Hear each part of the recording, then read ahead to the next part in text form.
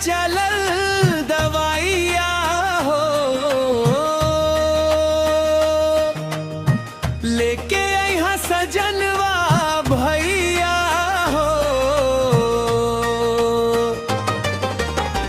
दर्दिया दिल के मिटाई हो, पटना से चलल दवाइया हो। दर्दिया दिल के मिटाई हो, पटना से चलल दवाइया हो।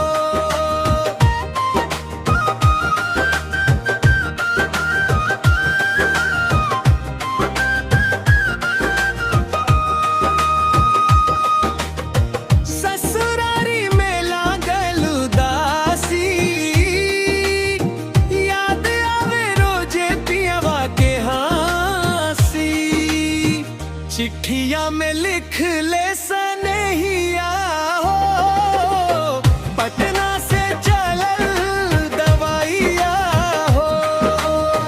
दर्दिया दिल के मिटाई हो, पटना से चलल दवाइया हो।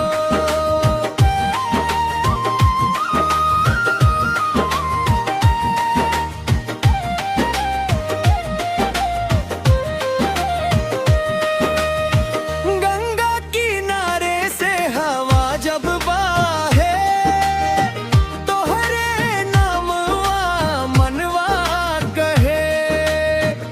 अखिया खोजे पर छैया हो, पटना से चलल दवाइया हो।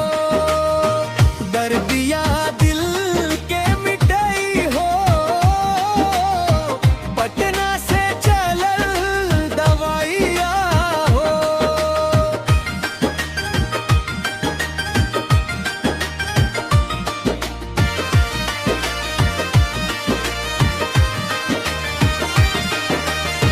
रेलिया के सीटियां बजेला, दिलवा हमार तो भरे पाट केला।